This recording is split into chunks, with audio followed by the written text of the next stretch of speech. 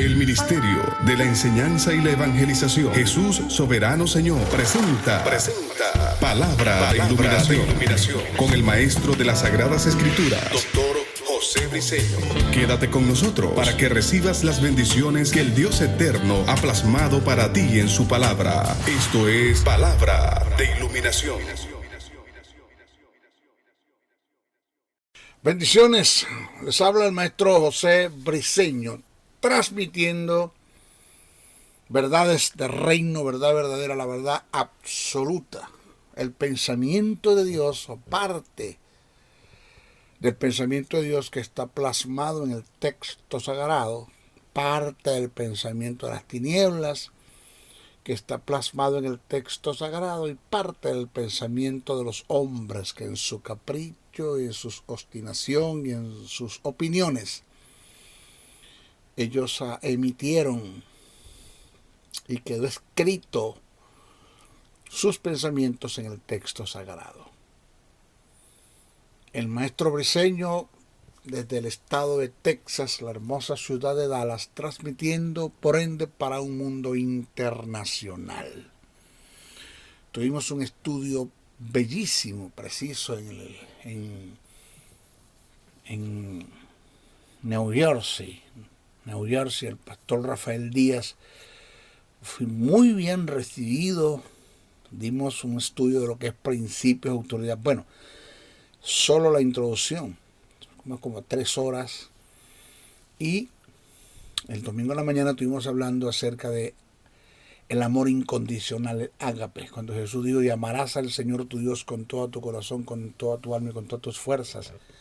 Y este es el primer mandamiento, el más grande, dice así, primer mandamiento. Y el segundo es, y amarás a tu prójimo como a ti mismo. Hablamos un poquito de eso, fue una gran bendición.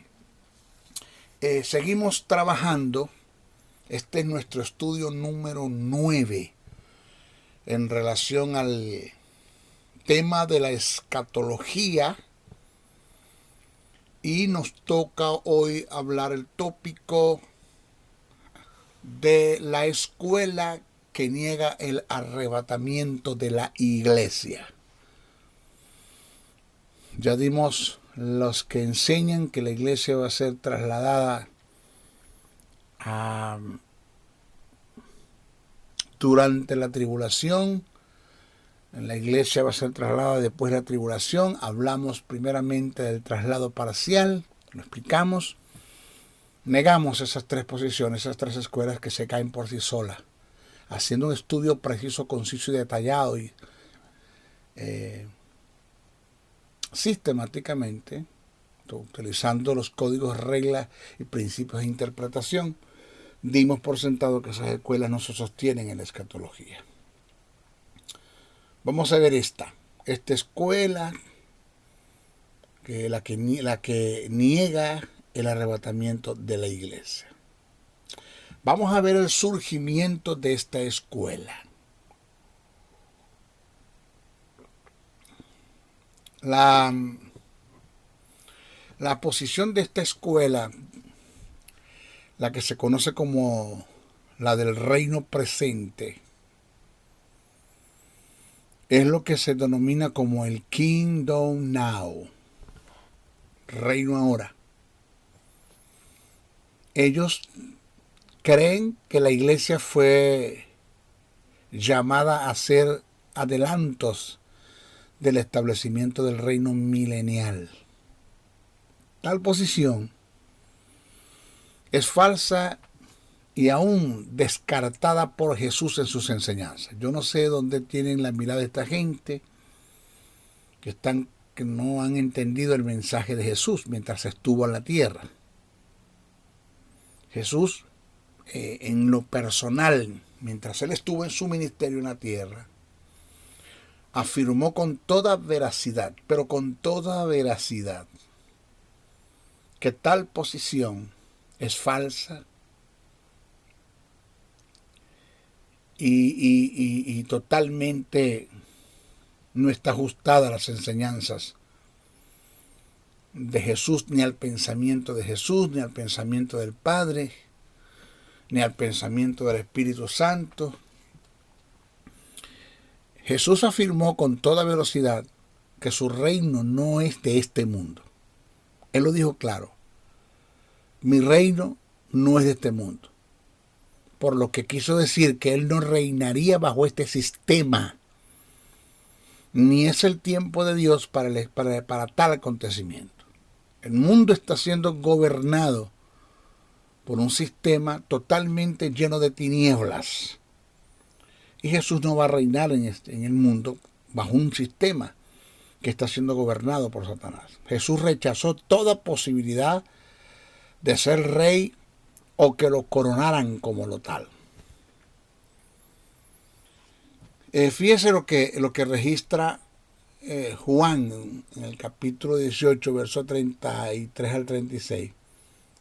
Dice, entonces Pilato volvió a entrar en el pretorio y llamó a Jesús y le dijo, es una pregunta, ¿eres tú el rey de los judíos?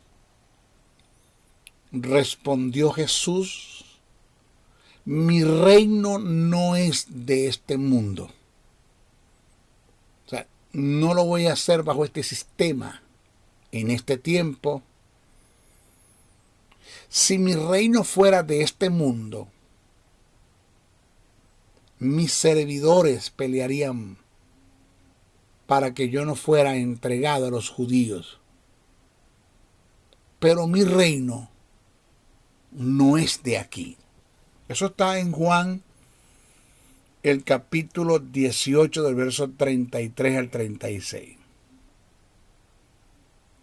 Pero Juan, el capítulo 6, verso 12 al 15, dice, cito, y cuando se hubieron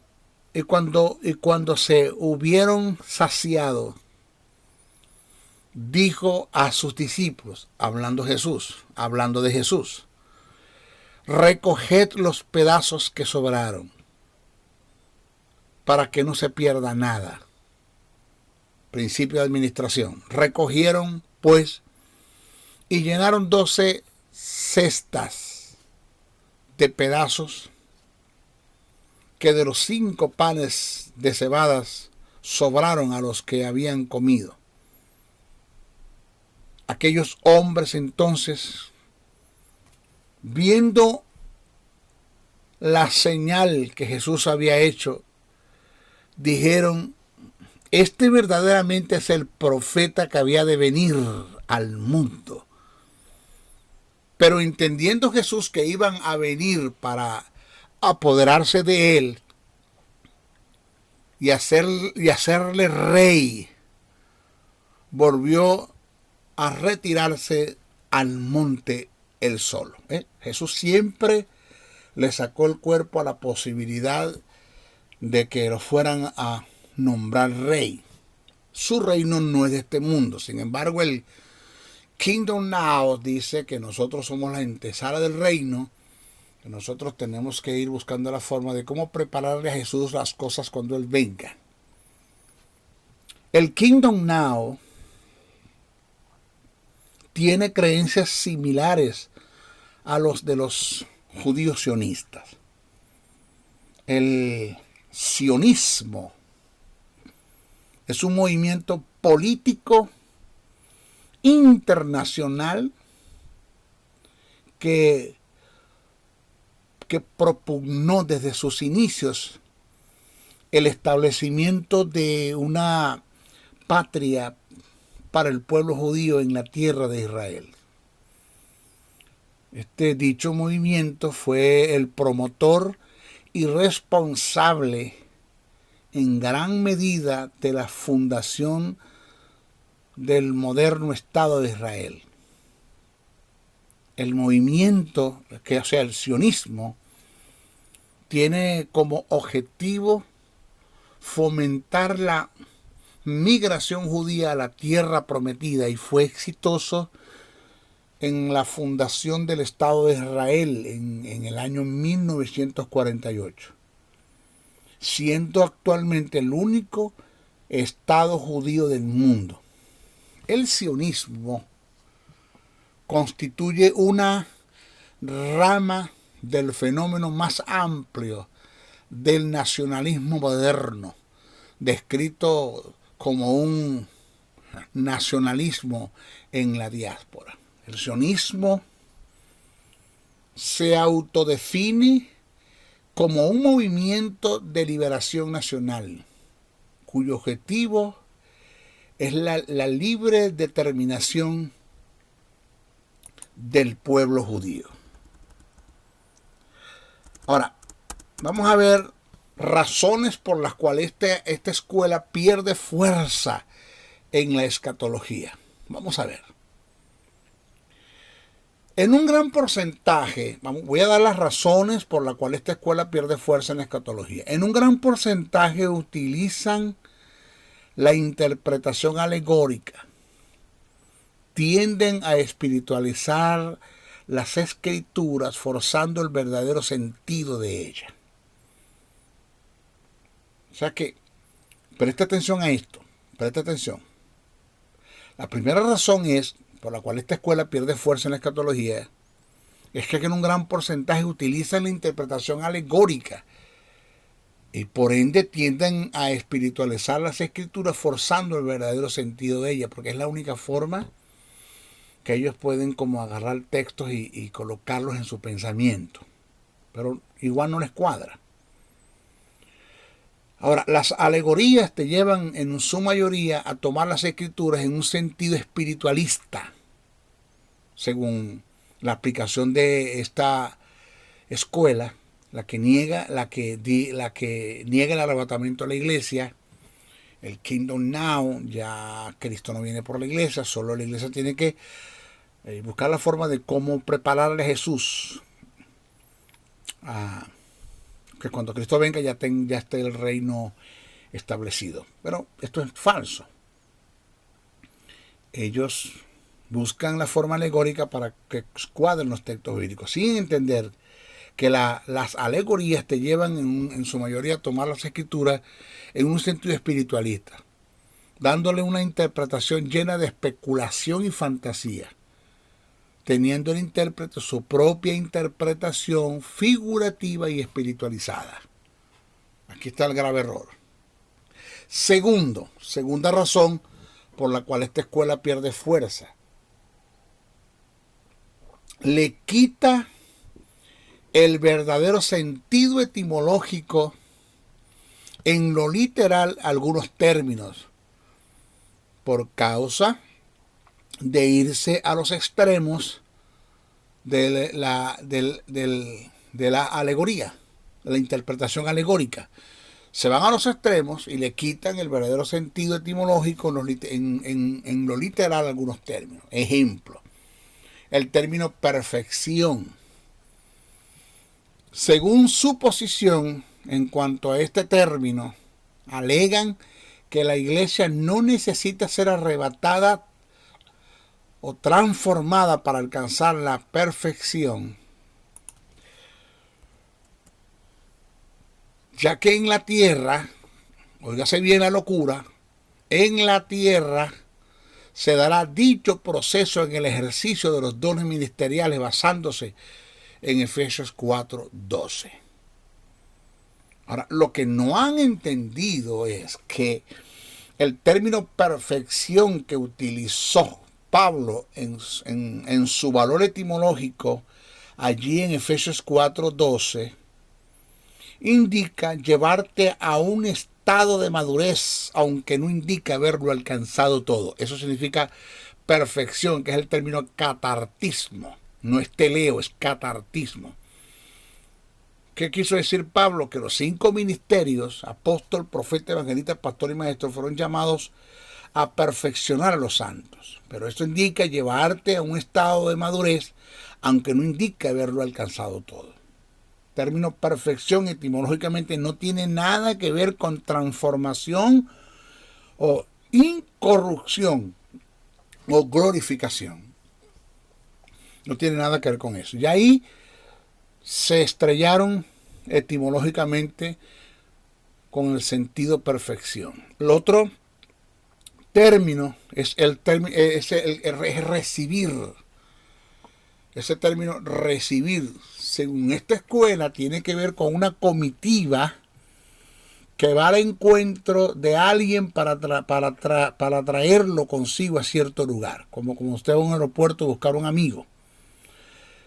Que este término recibir aparece en 1 Tesalonicenses, el capítulo 4, verso 17, cuando dice que recibiremos al Señor en el aire.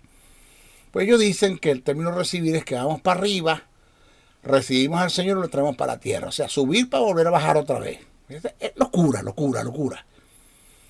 Entonces, el término recibir, según esta escuela, tiene que ver con una comitiva que va al encuentro de alguien para traerlo consigo a cierto lugar. Indica que cuando Cristo venga, nosotros iremos a recibirlos en el aire para traerlos de vuelta a la tierra, caso que no tiene sentido. Porque ¿para qué ir para allá, para volver para acá? Lo espero aquí. Pero eso es lo que dicen ellos. Lo que no han entendido es, volvieron otra vez a estrellarse desde el punto de vista etimológico, porque esta gente lee Biblia pero no estudia, que el término recibir del griego es apantesis. A-P-A-N-T-E-S-I-S,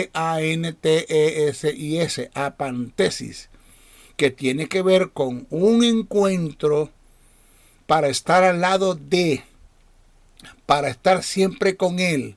Este es el sentido que le da el apóstol Pablo en la carta que escribe a los tesalonicenses, que no tiene nada que ver con una comitiva que va para arriba, recibe a Jesús, después viene para abajo, sino que tiene que ver con una comitiva que va al encuentro de Jesús, porque Jesús los llama, los arrebata, los traslada y se van con el Señor. No es que Jesús regresa a la tierra otra vez con ellos. Como dice el texto, primera carta que escribe Pablo a los tesalonicenses, capítulo 4, verso 17, dice: luego nosotros los que vivimos, los que hayamos quedado, seremos arrebatados. Está hablando Pablo después del arrebatamiento, después de la resurrección de los muertos. Después que los muertos sean resucitados, incorruptibles, pues nos precederemos los que vivimos, dice el apóstol Pablo. Dice, luego nosotros, ¿luego de qué? De que los muertos hayan resucitado, los que vivimos, los que hayamos quedado, seremos arrebatados juntamente con ellos en las nubes para recibir al Señor en el aire, para recibir al Señor en el aire. El término recibir es apantesis, que tiene que ver con un encuentro para estar al lado de, para estar siempre con Él. Entonces dice, luego nosotros los que vivimos, los que hayamos quedado, seremos arrebatados juntamente con ellos en las nubes para recibir al Señor en el aire, y así estaremos siempre con el Señor. Por tanto, por lo que les acabo de decir, alentaos los unos a los otros con estas palabras. Por otro lado, los que no han tomado en cuenta esta escuela, no ha tomado en cuenta, es que hay un término que está muy asociado a la palabra arrebatamiento, que tiene que ver con nuestro encuentro con Cristo en su venida, que es el término reunión, del griego apisunagoge. Ese es el término que se utilizó, derivado de sinagoga, apisunagoge, que su verdadera traducción en el español es recogimiento. Esto da a entender que en la venida de Cristo, en el encuentro con la iglesia, no tiene que ver con una comitiva que va al encuentro del Señor para darle un recibimiento, para hacer su estación en la tierra. El término apisunagoge, que indica recogimiento, da la idea de un encuentro que tendrá la iglesia con Cristo, que es su cuerpo, para irse a un lugar determinado, que necesariamente no es la tierra. Término dice, pero con respecto a la venida de nuestro Señor Jesucristo y nuestra reunión con Él. Segunda carta de Tesalonicenses, verso 2, capítulo 2, verso 1. El otro ejemplo de términos que lo alegorizaron o lo espiritualizaron, otro término es la final trompeta. Cuando dice a la final trompeta, vamos a ver qué ¿Cuál es el mensaje del apóstol Pablo allí? ¿A qué referencia está haciendo el apóstol? Ellos dicen, según esta escuela, que tiene que ver con los ministerios que Dios está levantando en estos últimos tiempos con la palabra de revelación. Y que dicho término no tiene nada que ver con el anuncio del arrebatamiento. Mira la locura, yo no entiendo cómo esta gente, bueno, tienen que hacerlo, tienen que alegorizar y tienen que espiritualizar, porque no les va a cuadrar nunca el texto sagrado con su posición, con su escuela. Porque lo que ellos desconocen es que el término la final trompeta en el lenguaje bíblico, en lo cultural, tiene que ver con una señal o una interposición divina. Es lo que anuncia anticipadamente una manifestación del plan o acontecimiento en relación con Dios. Asócielo con Números capítulo 10 versos 2 al 6, primera carta a Corintios 15, 52, primera Tesalonicenses 4, 16. Búsquelo para que vea. La final trompeta, ese término tiene que ver con la última trompeta, que es una alusión militar con la que se estaba familiarizados los lectores griegos. Con referencia al acontecimiento registrado en 1 Tesalonicenses, el capítulo 4, verso 16, gramaticalmente se puede entender por la ausencia del artículo determinado la, que se trata de una trompeta como las que se empleaban en el servicio de Dios, de modo que no debemos torcer o darle una aplicación alegórica al término a la final trompeta. Otro, el término anticristo, ellos lo presentan como un sistema y no como un personaje. Lo que no han entendido es que el término anticristo en el contexto bíblico es presentado como un sistema, pero también lo es como un personaje. Vamos a ver. El sistema usted lo va a conseguir en segunda carta a Tesalonicenses, capítulo 2, verso 7, primera de Juan 2, 18, 23, primera de Juan 4, 1, 3 y segunda de Juan, verso 7. En esos textos usted va a conseguir que el término anticristo es aplicado a un sistema. Pero cuando usted va a segunda carta de Tesalonicenses, capítulo 2, verso 3 y primera de Juan 2, 18, lo presenta también como un personaje. Entonces, según estos pasajes, no se puede negar la figura del anticristo como un personaje que se manifestará en lo literal durante la semana de la gran tribulación. Que es cierto que el apóstol lo presenta como un sistema, pero también lo presenta como un personaje.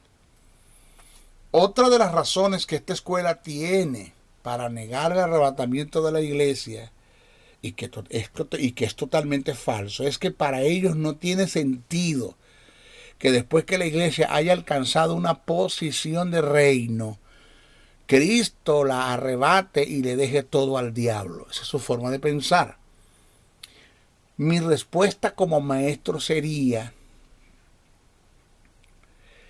y mi respuesta como maestro a esta forma de pensar sería que tampoco tendría sentido ni lógica que después que Cristo reine 1000 años, porque Cristo va a reinar 1000 años, el diablo sea suelto y engaña a todas las naciones y haga guerra en contra de Jesús y de su pueblo. Según Apocalipsis capítulo 20, versos 7 al 10.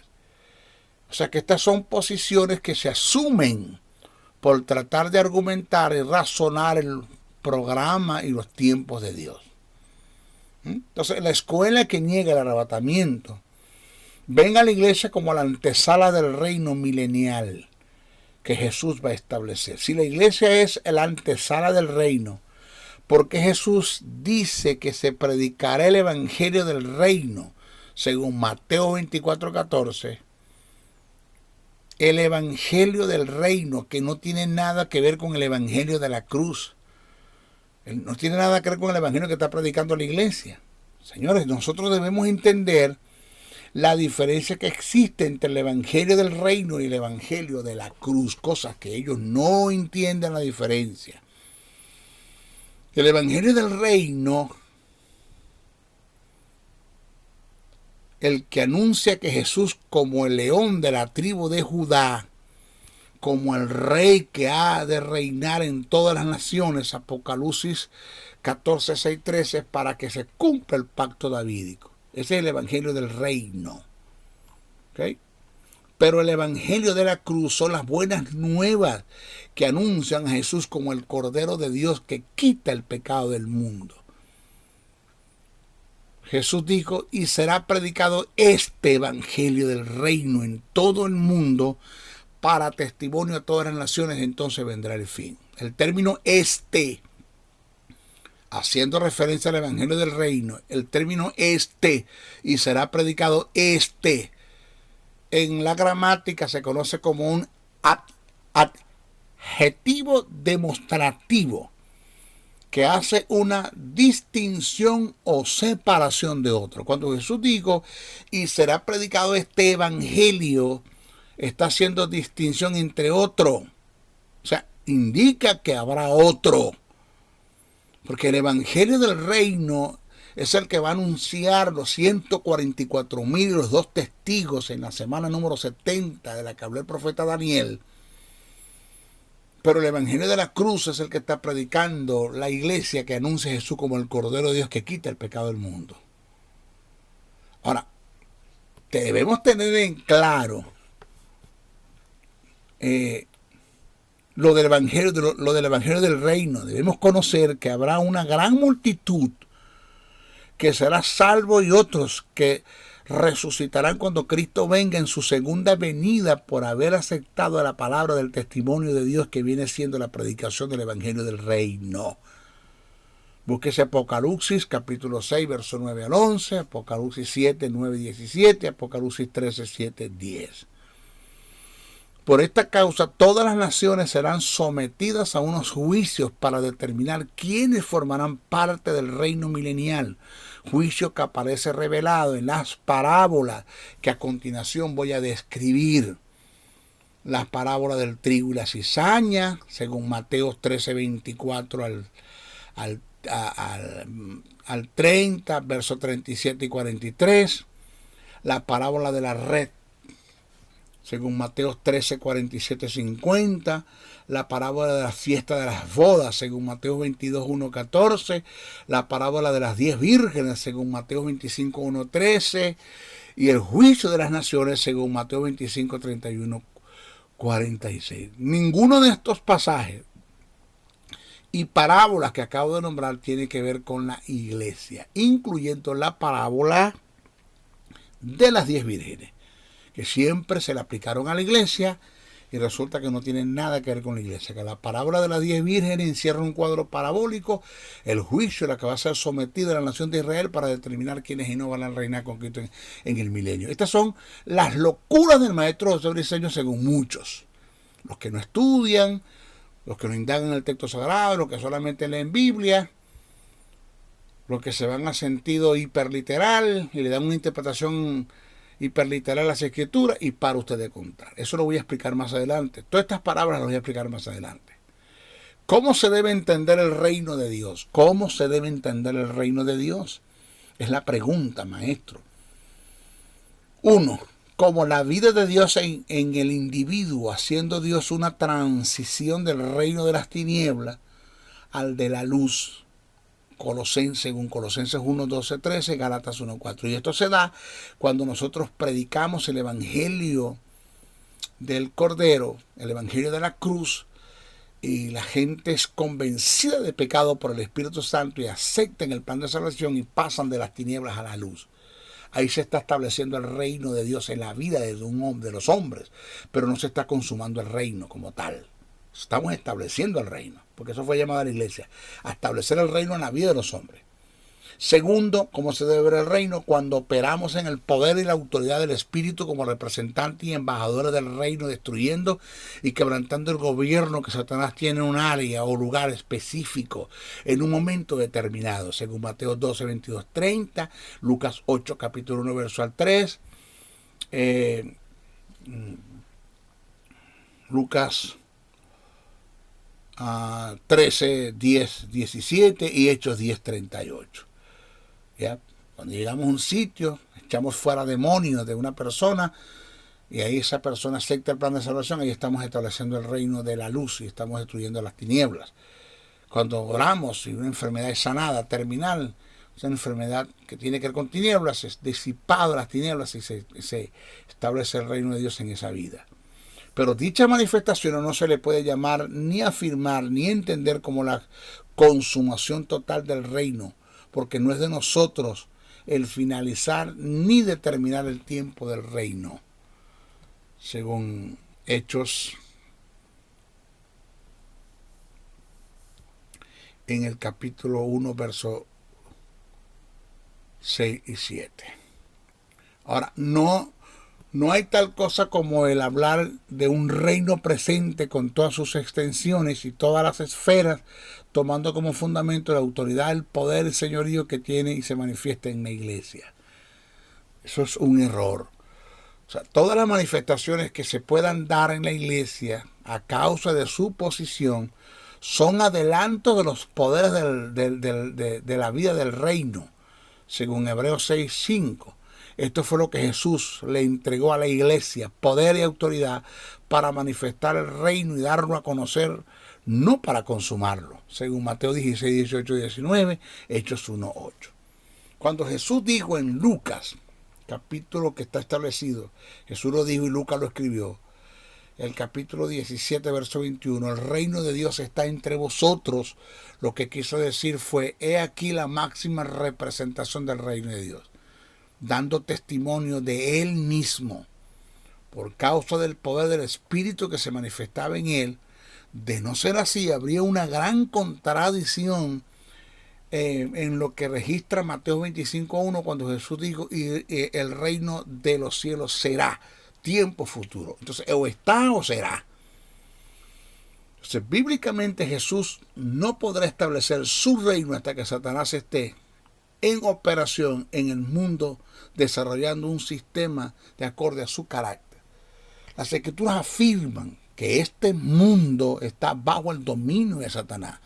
Efesios 2 lo dice, 1 de Juan 5, 19. Por lo tanto, Jesús, para establecer la teocracia, Satanás tiene que ser atado 1000 años.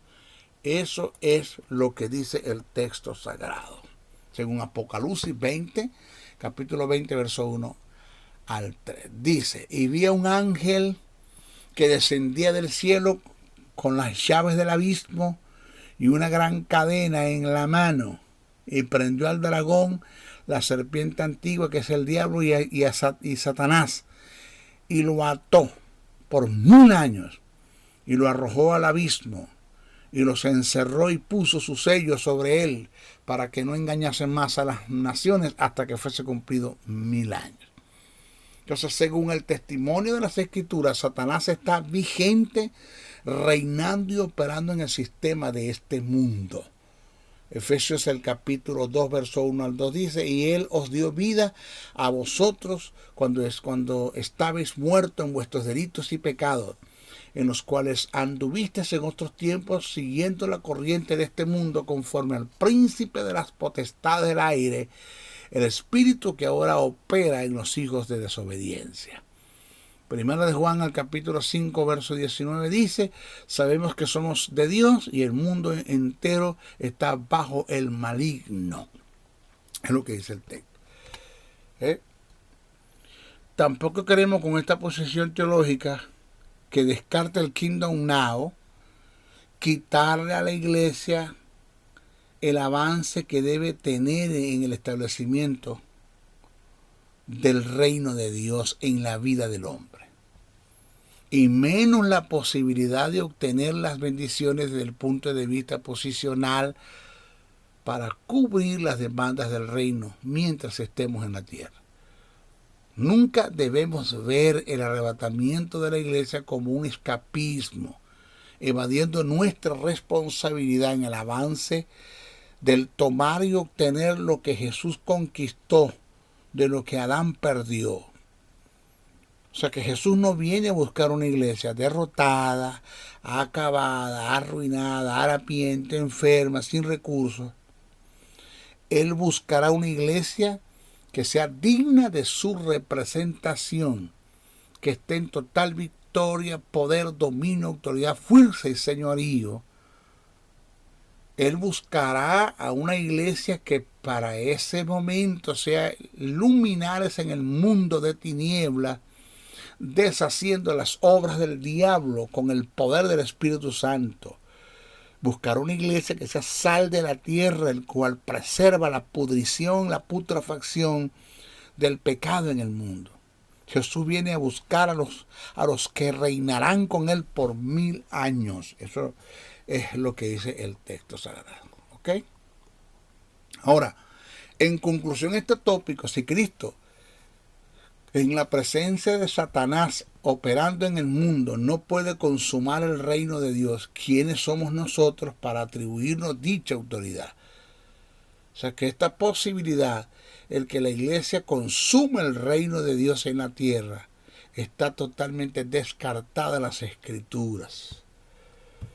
Hechos 1, el capítulo 1 del verso 6 al 8 dice, cito: entonces los que se habían reunido le preguntaron diciendo, Señor, ¿restaurarás el reino de Israel en este tiempo? Y les dijo, no os toca a vosotros saber los tiempos y las sazones que el Padre puso en su sola potestad, pero recibiréis poder cuando haya venido sobre vosotros el Espíritu Santo y me seréis testigo en Jerusalén, en Judea, en Samaria y hasta lo último de la tierra. Oído, no os toca, le contestó Jesús, no os toca a vosotros saber el tiempo y las sazones. La palabra sazones es kairo y la palabra tiempo es cronos. No les toca a ustedes saber cuándo mi Padre en su tiempo, dentro del tiempo de los hombres, restaurará el reino de Israel. Eso no es problema de ustedes. Fíjese lo que Jesús le respondió. ¿Ok? Podemos ver el reino de Dios como el reino futuro que vendrá y se dará la consumación del gobierno de Dios en el universo. Esto tendrá cumplimiento después que pasen todas las cosas y hay una restauración total y completa, según Apocalipsis 22, 1-5. Es decir, una vez que se haya dado la purificación de todas las cosas a causa de los juicios, Dios creará cielo nuevo y tierra nueva, según Segunda de Pedro 3:7, 3:10, 11, 3:13, Apocalipsis 20:11, Apocalipsis 21:1, Isaías 65:17, donde posará la nueva Jerusalén, Apocalipsis 21, el capítulo 1 del 27, y allí viviremos por la eternidad, según Apocalipsis, el capítulo 3, versos 12, y Hebreos 12, 22, 24. Viviremos por la eternidad, donde en la tierra nueva, porque la iglesia no va a vivir en el cielo. Baje de allá porque usted para el cielo no va. Tú nomás que va por 7 años por el cielo, pero la iglesia no va a vivir en el cielo. El hombre no fue hecho para ser celestial, fue hecho para ser terrenal. ¿Ok? Ahora, si no hay arrebatamiento y solo hay una segunda venida, ¿por qué Pablo hace diferencia de los dos acontecimientos en una sola narración? ¿Por qué? Es mi pregunta. Vuelvo a repetir, si no hay arrebatamiento, que esta escuela lo niega, y solo hay una segunda venida, ¿por qué Pablo hace diferencia de los dos acontecimientos en una sola narración? Entonces, ¿cuál es la razón que se tiene para alegar que Pablo presenta dos acontecimientos distintos en una sola narración? ¿Dónde está eso, maestro, en la Biblia? Vamos a estudiarlo. Si nosotros analizamos bien la primera carta que escribe a los tesalonicenses, el capítulo 4, versos 13 al 18, y la primera carta que escribe a los tesalonicenses en el capítulo 5, versos 1 al 4, gramaticalmente, en el pasaje se consigue lo que se conoce como una conjunción adversativa. Eso no se le puede olvidar. Conjunción adversativa. Una conjunción adversativa es aquello que te une dos acontecimientos en una narración. Ahí está la conjunción, pero son totalmente diferentes. Ahí está la adversatividad y que no tiene nada que ver la una con la otra. Repito, la conjunción está el unir en una sola narración los dos acontecimientos, y lo adversativo está en que no tiene nada que ver uno con la otra. Son dos acontecimientos diferentes en totalidad. ¿Cuál es esa conjunción adversativa? El término pero. Ese término pero que aparece entre los dos pasajes antes mencionados, ¿cuáles? Primera de Tesalonicenses, capítulo 4, versos 13 al 18, termina y comienza Primera de Tesalonicenses, el capítulo 5, verso 1 al 14. Entre esos dos capítulos aparece el término pero. Aparece entre los dos pasajes que te dice que son dos acontecimientos narrados al mismo tiempo, pero que hay una diferencia entre los dos acontecimientos. Vuelvo a repetir, el término pero que aparece entre los dos pasajes antes mencionados es tal conjunción que te une dos acontecimientos en una narración, pero que no tiene nada que ver uno con la otra. Vamos a leer. Pablo dice: tampoco queremos, hermanos, que ignoréis acerca de los que duermen, para que no os entristezcáis como los otros que no tienen esperanza. Porque si creemos que Jesús murió y resucitó, así también traerá Dios con Jesús a los que durmieron en él. Por lo cual os decimos estos en palabras del Señor, que nosotros que vivimos, que habremos quedado hasta la venida del Señor, no precederemos a los que durmieron. Porque el Señor mismo, con voz de mando, con voz de arcángel y con trompeta de Dios, descenderá del cielo, y los muertos en Cristo resucitarán primero. Luego nosotros, los que vivimos, los que hayamos quedado, seremos arrebatados juntamente con ellos en las nubes para recibir al Señor en el aire, y así estaremos siempre con el Señor. Por tanto, alentados los unos a los otros con estas palabras. Ahí termina. Primera de Tesalonicenses, el capítulo 4, versos 13 al 18. ¿Cómo comienza? Primera de Tesalonicenses, en su capítulo 5, del verso 1 en adelante, ¿cómo comienza? Así. Pero, conjunción adversativa. Acerca de los tiempos y de las ocasiones no tenéis necesidad, hermanos, de que yo os escriba, porque vosotros sabéis perfectamente que el día del Señor vendrá así como ladrón en la noche. Que cuando digan paz y seguridad, entonces vendrá sobre ellos destrucción repentina, como los dolores a las mujeres encinta, y no escaparán. Mas vosotros, hermanos, no estáis en tiniebla, para que aquel Dios sorprenda como a ladrón. Esto hay que explicar lo que significa. El término día del Señor nunca es utilizado para arrebatamiento de la iglesia. El término ladrón en la noche nunca es utilizado como para referirse a la iglesia. Yo voy a explicar eso. Ese término ladrón en la noche, ¿de dónde sale eso? ¿De dónde sale? Que lo utilizaron mucho para hablar del arrebatamiento de la iglesia. El término ladrón en la noche nunca antes es utilizado en la escatología para referirse a la iglesia, sino al día en que el Señor venga en su ira a juzgar a las naciones. Te lo voy a explicar bien. El término ladrón en la noche, culturalmente, es un término que indica juicio y venganza. Es decir, es una expresión de juicio. Esta expresión es un hebraísmo que hace su referencia a las prácticas mencionadas en Levíticos, el capítulo 6, verso 9 al 10, referente a la ley del holocausto, donde un sacerdote era escogido para mantener el fuego encendido en el altar toda la noche hasta el amanecer. Históricamente está registrado que el capitán de la guardia del templo o el sumo sacerdote hacía rondas para verificar que el sacerdote no se durmiera y no dejara apagar el fuego en el altar. si esto ocurría, el sacerdote era severamente castigado y reprendido. Fue a estas prácticas de visitas sorpresivas o de sorpresa que, según la tradición judía, que el sumo sacerdote o el capitán de la guardia fuese conocido como el ladrón en la noche. Es de allí donde los escritores bíblicos toman dicha expresión para referirse a la venida de Jesús para juzgar a las naciones como ladrón en la noche, pero que no tiene nada que ver con la iglesia. ¿Ya? Ejemplos bíblicos: Mateo 24:43, Lucas 19:39, 1 Tesalonicenses 2:5, 2 de Pedro 3:10, Apocalipsis 3:3, 16:15. El término Día del Señor nunca antes es utilizado en la escatología en referencia a la iglesia, sino a la venida del Señor para juzgar y implantar su reino. Ejemplo bíblico: 1 Isaías 13, 9, 11, Joel 2:1, Joel 2:1-11, Joel 2:34, Zacarías 14:1-9, Malaquías 4:5, Hechos 2:20, 2 de Pedro 3:10, 1 Tesalonicenses 5:1-11, Apocalipsis 6:17.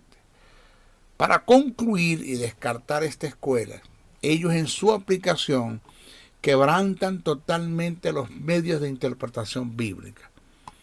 Quebrantan el texto con su contexto, los tipos de paralelismo, la hilación del pensamiento, las figuras retóricas, la gramática del griego, los personajes, el redactor quien hizo la recopilación, quién lo dijo el emisor, a quién se lo dijo el receptor, qué se dijo la comunicación o el carácter de ella, cuándo lo dijo factor tiempo, dónde lo dijo el lugar y por qué lo dijo los móviles o el motivo, cómo lo dijo la forma, la ley de doble referencia, las culturas, sus costumbres, idiosincrasias y el fondo histórico, el sentido del mensaje literal o espiritual. Todo eso ellos lo violan totalmente.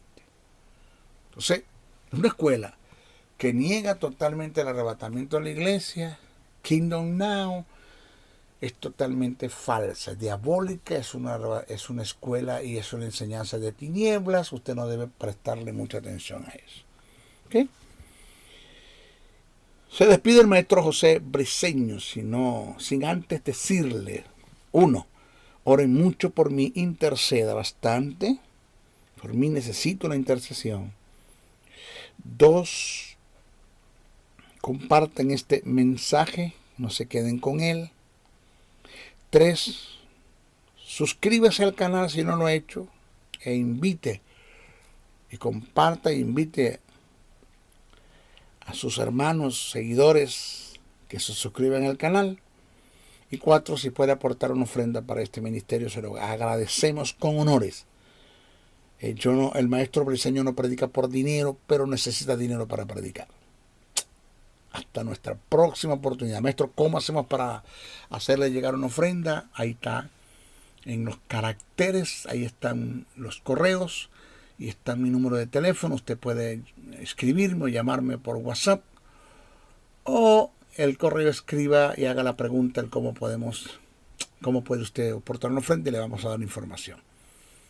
Se despide el maestro Briceño hasta nuestra próxima oportunidad. Traslado, en la próxima oportunidad vamos a hablar del traslado de la iglesia antes de la tribulación. Vamos a ver esta escuela.